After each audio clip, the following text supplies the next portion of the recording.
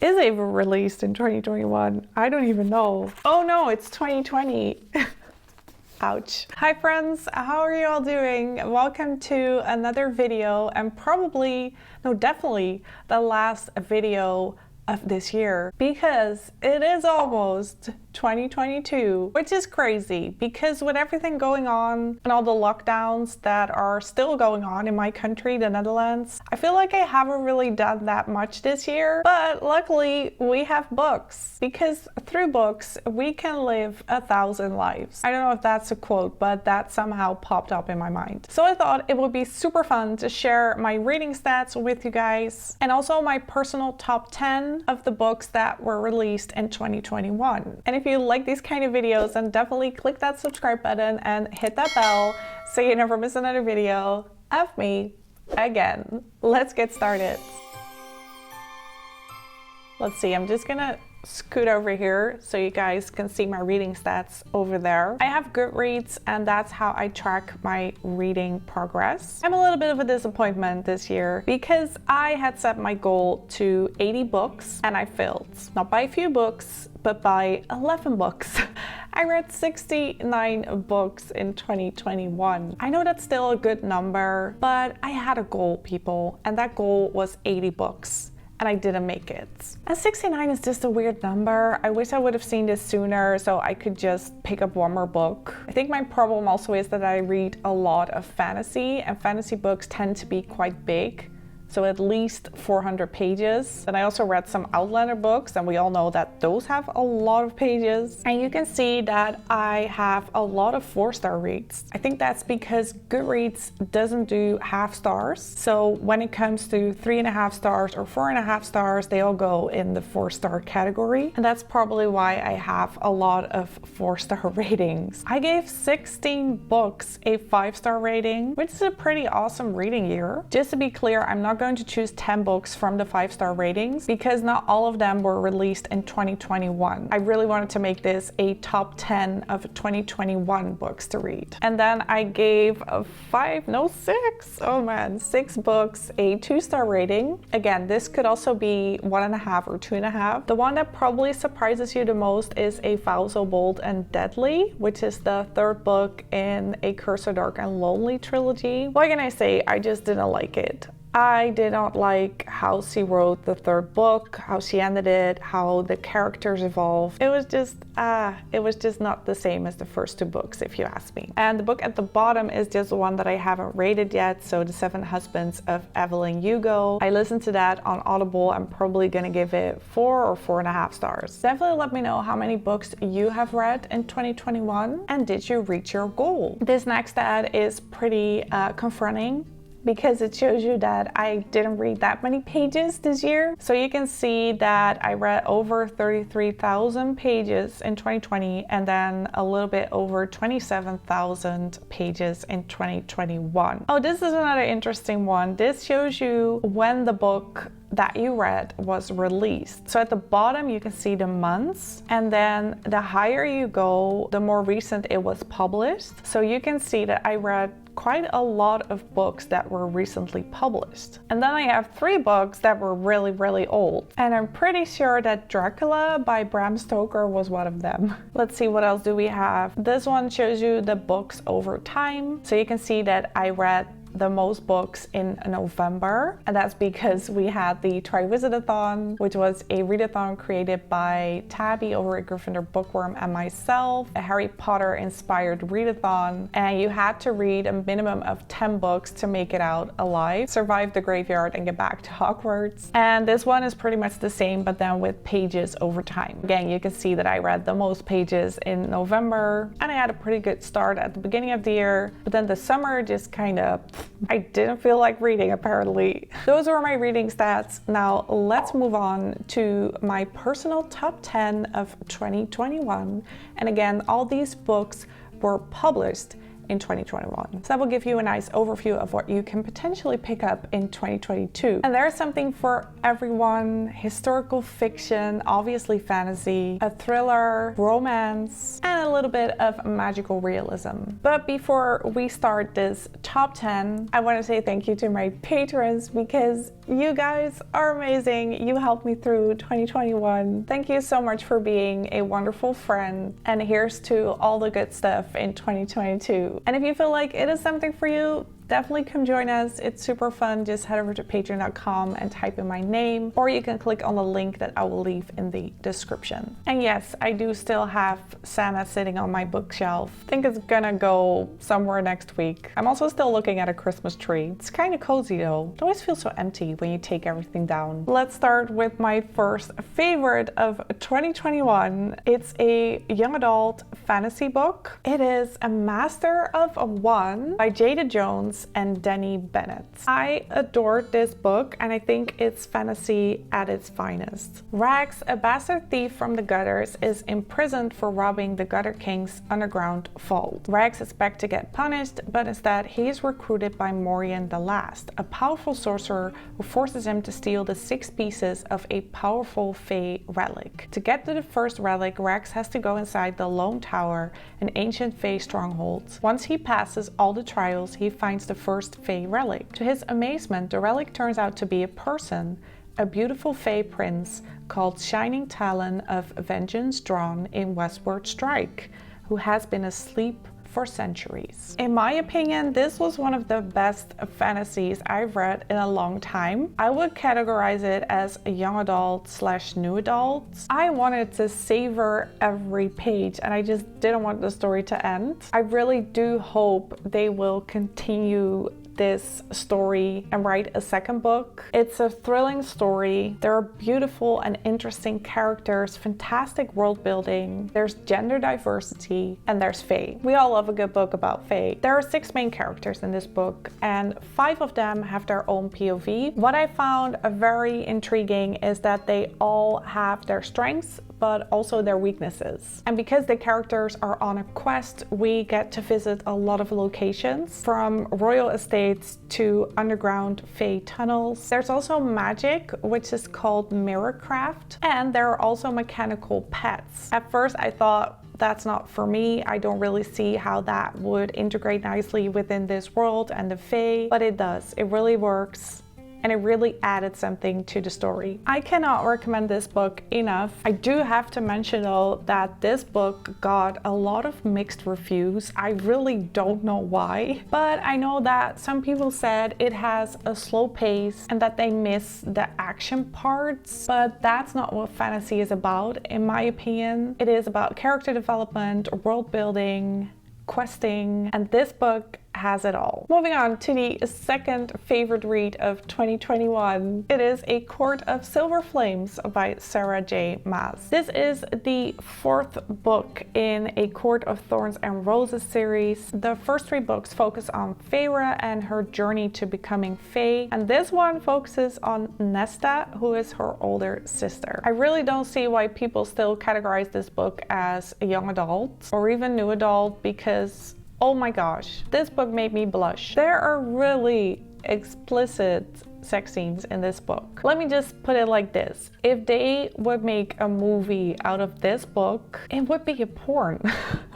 Oh my gosh. I cannot say a lot about this book because that will be spoilers for the first 3 books, but it takes place in this world called Prythian. And Prythian is divided into different courts. There's the night court, the day court, the winter court. There's also a wall which separates the Fae from the human. And in this human part, there's Feyre's village where Feyre and Nesta grew up. Unlike Feyre, who was a pretty straightforward, stereotypical character, Nesta Archeron is a very complex character. You're either gonna love her or hate her, and that can also change over time. At the beginning, you don't get her personality, her motives, the ways she presents herself to others, but then along the way, it becomes clear. I think the author described her journey so well, and when Nesta finally steps out of that dark place, because I have some theories about what that dark place could be, I cried. Such a good build up, and all encased in this Fae fantasy world.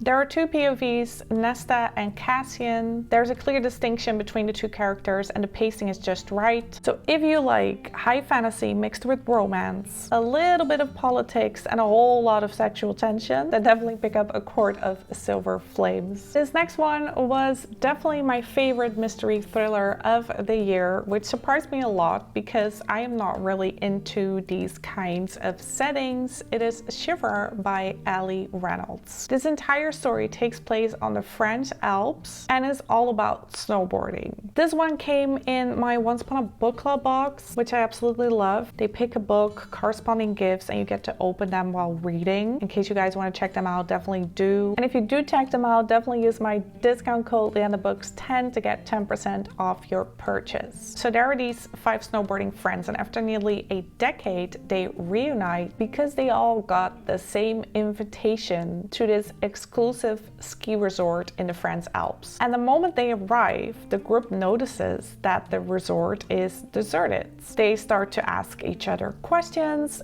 but nobody knows the answers. And when they enter their ski lodge, an icebreaker game awaits. They all kind of assume that one of them put that game there, although everyone denies it, and they start playing the game. And then deadly secrets about the 6th member of the group are revealed, and it turns out that nobody can be trusted. To make matters worse, their cell phones are suddenly missing and a snowstorm looms. It's that kind of read. It really keeps you on the edge of your seat, and even though I read this during the summer months, I still felt cold. I felt like I was there on that creepy resort. I also really like the characters, especially our main character Mila. She's intelligent and very fierce, and she doesn't let other people tell her what to do. And because everyone has their own secrets, the relationship dynamics are really gripping. There are some pretty intense moments. It's a murder mystery in the snow with a lot of suspense and multiple plot twists. And it's a debut novel, which makes it even more awesome. Next up is Yellow Wife by Sadeqa Johnson. This is another book that came in my Once Upon a Book Club box. I've talked about this book before. I think everyone should read it. It's historical fiction. We follow Phoebe Dolores Brown, who was born on a plantation in Charles City,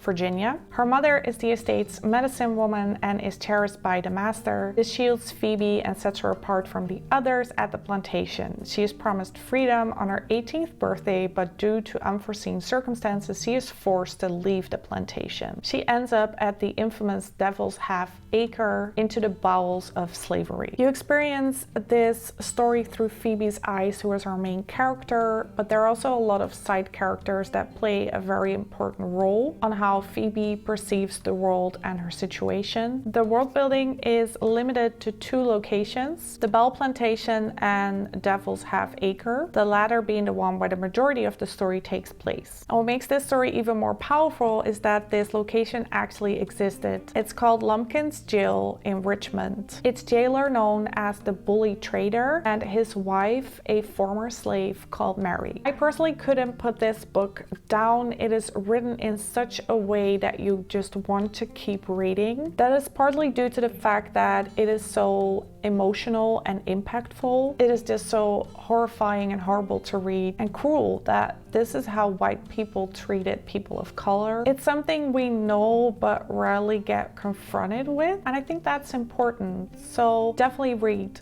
Yellow Wife. Moving on to another young adult fantasy, and definitely a lighter read, is The Prison Healer by Lynette Noni. You know how sometimes you finish a book and then you instantly go on Goodreads to see if there is a sequel? I did that with this one, and I've just seen that it will be a trilogy, so I'm very excited about that. So the second book is called The Gilded Cage, and apparently the third book is called The Blood Trader. This YA fantasy book is about Zalendorf, which is a prison. It's a notorious place with some of the most wanted criminals and brutal guards. And 17-year-old Kiva Meriden is their prison healer. One day, the infamous Rebel Queen arrives. Only she is unconscious and gravely ill, and Kiva receives a coded message. Don't let her die, we are coming. When the queen is sentenced to the trial of ordeal, a series of elemental challenges, Kiva knows what needs to be done. When I first read the description of this book, a prison, fantasy world, a rebel queen, elemental challenges, it felt a little bit far-fetched, but somehow the author integrates it all to a beautiful story. The characters are fleshed out well, the setting is fascinating, and the author isn't afraid to throw in some dark elements like abuse or rape, all the while emphasizing the resilience and toughness of women. The only negative thing, if you can call it negative, that I have to say about this book is that the sentences are really short and that certain inner dialogues are repeated constantly. For example, don't let her die. It's mentioned so many times. But as I said, it's just a great YA fantasy read. A rich world with interesting characters that makes you want to explore further. The twists were surprising and the end intriguing. Next up is The Lost Apothecary by Sarah Penner. This is another book that got some mixed reviews, but I loved it. I gave this one 5 stars. You can categorize it as historical fiction, and it also has some mystery elements. In the back alleys of 18th century London, you can find a secret apothecary shop,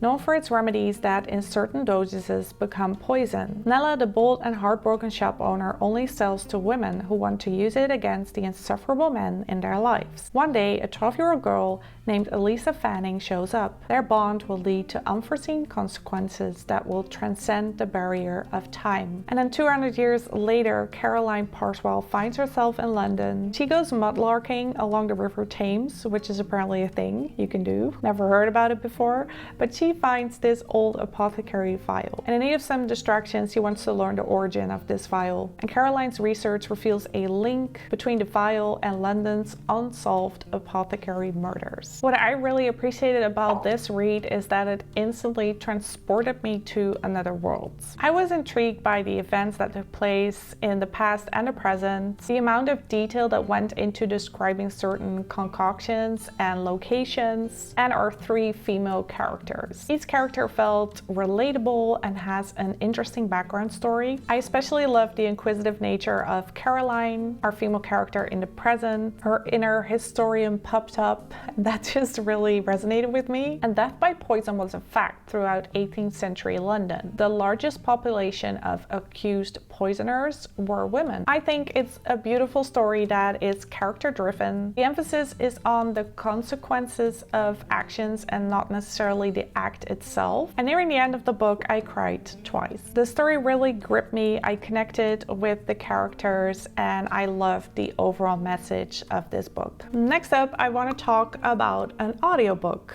because what I probably didn't mention in the beginning is that some of these books were audiobooks. I listened to them on Audible, and one of my favorites that was actually released in 2021 was The Push by Ashley Audrain. It is a mystery thriller. We follow Blythe Connor, who is madly in love with her husband Fox. They become parents to Violet. Blythe is determined to be a warm and emotionally involved mother, something that she herself never had. In the years that follow, Blythe becomes more and more convinced that her daughter is different. She has violent tendencies and doesn't behave like other children do. Fox dismisses her unease, and Blythe, because of her own upbringing, questions her sanity until their son Sam is born and something horrible happens. The narrator of this book did an amazing job. I was constantly on the edge of my seat. I just constantly felt like something was about to happen, something terrible. And in the end it did, but there's an immense build-up. Combine that with a writing style that pulls you in from the beginning, and you've got yourself an amazing psychological thriller. Apart from it being a thriller, the story is also about motherhood and how your upbringing will influence your social and emotional developments. You can almost argue that this book centers around the nature-nurture discussion, so genes versus environment. Being a psychologist myself, this really gave the story an extra edge. So if you're into psychological thrillers and you don't mind the occasional inner dialogue, a slow build-up, and switching between different timelines, then definitely give this book a try. The next favorite is this beautiful paperback, a young adult sapphic romance called Afterlove by Tanya Byrne. Not even death will tear them apart, and on Goodreads it says the lesbian love story you've been dying to read. Our main character is called As Persaud, I hope that's how you pronounce it, and on New Year's Eve something terrible happens to her. The last thing she sees is car headlights, and then she gets an invitation to the afterlife she cannot decline. And this invitation leads her to join a group of girl reapers. And a reaper is someone that takes the soul of the dead and leads them to this boat where they can board and go to the underworld. But there's one problem: Ash cannot forget her first love, Poppy, and she will do anything to see her again. I really loved it. I love this book. I think it's mainly the build up between the two characters, Ash and Poppy. You'll feel connected to them and you're rooting for them because love is such a powerful emotion, and it's just so romantic to read about love overcoming death. It was just really endearing. The great thing about this book is that apart from a great writing style, it has a lot of dark elements, even though it's a love story. And I love that combination of light and dark, written in such a way that it can coexist. And it's also just about loss and grief and accepting those things. Just a perfectly dark sapphic romance that I think you should read. The next favorite of 2021 I want to talk to you guys about is Reset by Sarina Dahlan. This is a dystopian sci-fi romance with psychological and philosophical elements. The main question being, can you love someone you can't remember? It all takes place in this post-apocalyptic world, and everything in it is carefully planned and controlled, especially its residents. And because the world was destroyed by men, this world wants to prevent that by demanding that every citizen gets his memory wiped. So this is something called tabula rasa, the blank slate, and they have to undergo it every 4 years. So when that happens, you get a new life, a new job, new friends, a new house. You have no memories of your previous lives, no attachments, no wars. But of course, that's not how it works, because memories can be triggered. And there is also this kind of rebel group that is inventing this drink so you can bring those past memories back. This group is called the Dreamers, and their leader is called Metis, and he wants to get his love Aris back, but he doesn't want to force her because Aris is the scientist who shuns love and kind of embraces the tabula rasa process. But memories do get triggered and they start this bittersweet romance. I remember talking to other people about this book because I felt it was so original. I love the writing style. I love that the author challenges us to think about these big life questions. I just think it's a really interesting and good story. So if this piqued your interest, then definitely pick it up. And the final favorite read of 2021 is Piranesi by Susanna Clarke. Is it even released in 2021? I don't even know. Oh no, it's 2020. Ouch. But I read it in 2021, so I'm gonna include it. I am planning to do an entire video on this book. That's how thought-provoking it is. I have this series called Psychologist Reads, the most popular video in that playlist being The Silent Patient, and now I'm planning to do a Psychologist Reads Piranesi. But for this video, I wanted to quickly talk about this book because I do think it's a book that you should read because it is so unique. I think you can kind of categorize it as magical realism, fantasy, mystery. It's kind of a mix. But what's so amazing about this book is that it all stays very subjective. It is up to the reader to determine what this story is about. And I've never come across something like that. Our main character is called Piranesi. He lives in this house that is filled with statues. The rooms are infinite, the corridors endless. There's an ocean, there are tides, and rooms can be flooded in an instant. But Piranesi understands the tides, and he understands the pattern of the labyrinth, the house itself. He lives to explore the house. There's one other person in the house who is called the Other, and he visits Piranesi twice a week and asks him to help him with this great research. But then all of a sudden another person emerges and a terrible truth begins to unravel. This author is truly a master at story weaving. She drops a hint every once in a while, and with that you piece back the puzzle. This is a wonderful concept. The only downside I have is because it's such a puzzle box, it didn't really make me feel connected to the main character because it just all felt really unrealistic. And in some way it is, but it also isn't. But that's something you only find out at the end of the book. And for this reason, I really want to reread the book and test my hypothesis about the main character. And that's why I think it should be a favorite read of 2021. And that was my top 10 the best books that I read in 2021. My reading goal for next year, so 2022, is going to be, and yes, I'm gonna try